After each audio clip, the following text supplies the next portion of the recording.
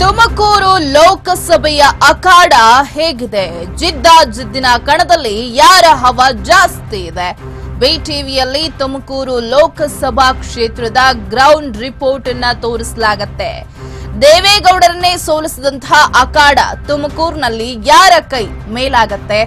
BJP JDS ಮೈತ್ರಿ ನಂತರ ತುಮಕೂರಿನಲ್ಲಿ ಯಾರು ಗೆಲ್ಲಬಹುದು? ತುಮಕೂರಿನಲ್ಲಿ ಬಿಜೆಪಿ ಜೆಡಿಎಸ್ ಮೈತ್ರಿ ಅಭ್ಯರ್ಥಿ ಯಾರಾಗ್ತಾರೆ? ಸದ್ಯ ಎಲ್ಲ ಪ್ರಶ್ನೆಗಳು ಕೂಡ ಕುತೂಹಲಕ್ಕೆ ಕಾರಣ ಆಗ್ತಾ ಇದೆ. ಕಾಂಗ್ರೆಸ್ನಿಂದ ಕಣಕ್ಕಿಳಿಯುವಂತಹ ಹುರಿಯಾಳು ಯಾರು? ಬಿಜೆಪಿಯಿಂದ ಕೇಳಿ ಬರ್ತಾ ಇದೆ ಮಾಜಿ ಸಚಿವರಿಬ್ಬರ ಹೆಸರು. ವಿ ಸೋಮಣ್ಣ ಹಾಗೆ ಜೆಸಿ ಮಾಧುಸ್ವಾಮಿ ಹೆಸರು ಮುಂಚೂಣಿಯಲ್ಲಿ ಕೇಳಿ ಬರ್ತಾ ಇದೆ. ತುಮಕೂರಿನಲ್ಲಿ ಇವರೇ ಸ್ಪರ್ಧೆ ಮಾಡ್ತಾರೆ ಅಂತ. ಇನ್ನು ಕಾಂಗ್ರೆಸ್ನಿಂದಲೂ ಸದ್ಯ ಇಬ್ಬರು ಸಂಭವನೀಯರ ಹೆಸರು ಕೇಳಿ ಬರ್ತಾ ಇರುವಂತದ್ದು. ಮಾಜಿ ಸಂಸದ ಮುದ್ದಹನುಮೇಗೌಡ ಹಾಗೆ ಭಾರತಿ ಶ್ರೀನಿವಾಸ್ ಅವರ ಹೆಸರು ಕೇಳಿ ಬರ್ತಾ ಇದೆ. ಗುಬ್ಬಿ ಶಾಸಕ ಶ್ರೀನಿವಾಸ್ ಪತ್ನಿ ಭಾರತಿ ಶ್ರೀನಿವಾಸ್ ಅವರ ಹೆಸರು ಕೇಳಿ ಬರ್ತಾ ಇರುವಂತದ್ದು. ಇನ್ನು ಬಿಜೆಪಿ ಸತತ ಎರಡನೇ ಬಾರಿ ಗೆಲುವಿನ ನಿರೀಕ್ಷೆಯಲ್ಲಿದೆ. ಕಾಂಗ್ರೆಸ್ ಮತ್ತೆ ಕ್ಷೇತ್ರವನ್ನ ತೆಕ್ಕೆಗೆ ತೆಗೆದುಕೊಳ್ಳೋದಕ್ಕೆ ರಣತಂತ್ರವನ್ನ ಮಾಡ್ತಾ ಇದೆ. 11 ಅಸೆಂಬ್ಲಿ ಕ್ಷೇತ್ರಗಳ ಪೈಕಿ 8 ಕ್ಷೇತ್ರ ತುಮಕೂರು ಲೋಕಸಭೆಗೆ ಸೇರ್ತವೆ.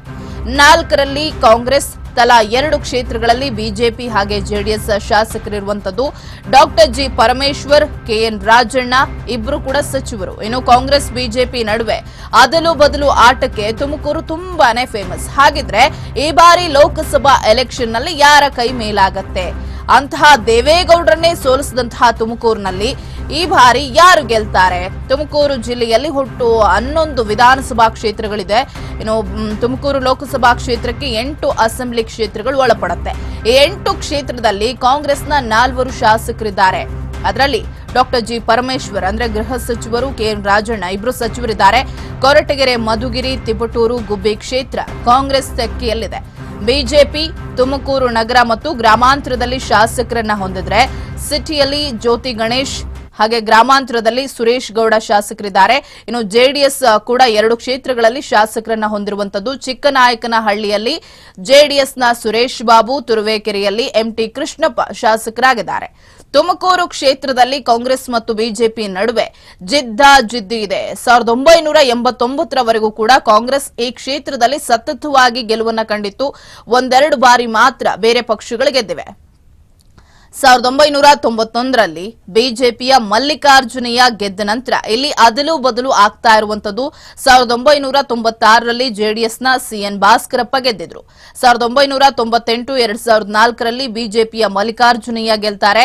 ಇನ್ನು 1999ರಲ್ಲಿ ಜಿಎಸ್ ಬಸವರಾಜು ಕಾಂಗ್ರೆಸ್ನಿಂದ ಗೆಲ್ತಾರೆ. ಆನಂತರ ಬಿಎಸ್ವೈ ಇವರನ್ನ ಬಿಜೆಪಿಗೆ ಕರೆತರ್ತಾರೆ. 2009 ಹಾಗೆ 2019ರಲ್ಲಿ ಬಸವರಾಜು ಬಿಜೆಪಿಯಿಂದ ಗೆಲ್ತಾರೆ. 2014 ಎಲೆಕ್ಷನ್ ನಲ್ಲಿ ಕಾಂಗ್ರೆಸ್ನಿಂದ ಮುದ್ದಹನುಮೇಗೌಡ ಗೆದ್ದಿದ್ದಾರೆ. ಇನ್ನು ಕಳೆದ ಬಾರಿ ಮಾಜಿ ಪ್ರಧಾನಿ ದೇವೇಗೌಡರು ಮೈತ್ರಿ ಅಭ್ಯರ್ಥಿಯಾಗಿ ಕಣಕ್ಕಿಳಿದ್ರೂ ಕೂಡ ಬಿಜೆಪಿ ಅವರ ಮುಂದೆ ಗೆದ್ದು ಬೀಗತ್ತೆ. 13,000ಕ್ಕೂ ಹೆಚ್ಚು ಮತಗಳ ಅಂತರದಿಂದ ಬಸವರಾಜು ಅವ್ರ ಮುಂದೆ ಗೆಲ್ತಾರೆ. ಈ ಬಾರಿ ಯಾರು ಅಭ್ಯರ್ಥಿ ಅನ್ನೋದು ಇನ್ನೂ ಕೂಡ ನಿರ್ಧಾರ ಆಗಿಲ್ಲ. ಆದ್ರೂ ಕೂಡ 1-2 ಹೆಸರು ಕೇಳಿಬರ್ತಾ ಇರುವಂತದ್ದು. ಕಾಂಗ್ರೆಸ್ನಿಂದ ಮಾಜಿ ಸಂಸದ ಮುದ್ದಹನುಮೇಗೌಡ ಹಾಗೆ ಗುಬ್ಬಿ ಶಾಸಕ ಶ್ರೀನಿವಾಸ್ ಪತ್ನಿ ಭಾರತಿ ಶ್ರೀನಿವಾಸ್ ಹೆಸರು ಕೇಳಿಬರ್ತಾ ಇರುವಂತದ್ದು. ಮುದ್ದಹನುಮೇಗೌಡ ಕಳೆದ ಅಸೆಂಬ್ಲಿ ಎಲೆಕ್ಷನ್ ನಲ್ಲಿ ಕಾಂಗ್ರೆಸ್ ಅನ್ನ ಬಿಟ್ಟು ಬಿಜೆಪಿ ಸೇರ್ಕೊಂಡಿದ್ರು. ಇತ್ತೀಚೆಗೆ ಕಾಂಗ್ರೆಸ್ಗೆ ರಿಎಂಟ್ರಿ ಕೊಟ್ಟಿದ್ದಾರೆ. ಇನ್ನು ಬಿಜೆಪಿಯಲ್ಲಿ ಮಾಜಿ ಸಚಿವ ವಿ ಸೋಮಣ್ಣ ಹೆಸರು ಕೇಳಿಬರ್ತಾ ಇರುವಂತದ್ದು. ಜೊತೆಗೆ ಅದೇ ಜಿಲ್ಲೆಯವರೇ ಆದಂತಹ ಮಾಜಿ ಸಚಿವ ಜೆಸಿ ಮಾಧುಸ್ವಾಮಿ ಅವರ ಹೆಸರು ಕೂಡ ಕೇಳಿಬರ್ತಾ ಇದೆ. ಈಗಾಗಲೇ ಹಲವು ಬಾರಿ ಸೋಮಣ್ಣ ಕ್ಷೇತ್ರದಲ್ಲಿ ಓಡಾಡಿದ್ದಾರೆ. ಅಲ್ಲಿನ ಜನರ ನಾಡಿ ಮಿಡಿತ ಏನು ಅನ್ನೋದನ್ನ ಅರಿತುಕೊಳ್ಳುವ ಪ್ರಯತ್ನವನ್ನ ಮಾಡಿದ್ದಾರೆ. ಕಾಡು ಸಿದ್ದೇಶ್ವರ, ಸಿದ್ಧಗಂಗಾ ಸೇರಿದಂತೆ ಹಲವು ಮಠಗಳನ್ನ ಕೂಡ ಸುತ್ತಾಡ್ತಲೇ ಇರುವಂತದ್ದು. ಹಾಗಾಗಿ ಯಾರಿಗೆ ಟಿಕೆಟ್ ಸಿಗತ್ತೆ, ಯಾರು ಗೆಲ್ತಾರೆ ಅನ್ನುವಂತಹ ನಾನಾ ಪ್ರಶ್ನೆಗಳು ಈಗ ಕುತೂಹಲಕ್ಕೆ ಕಾರಣ ಆಗಿದೆ.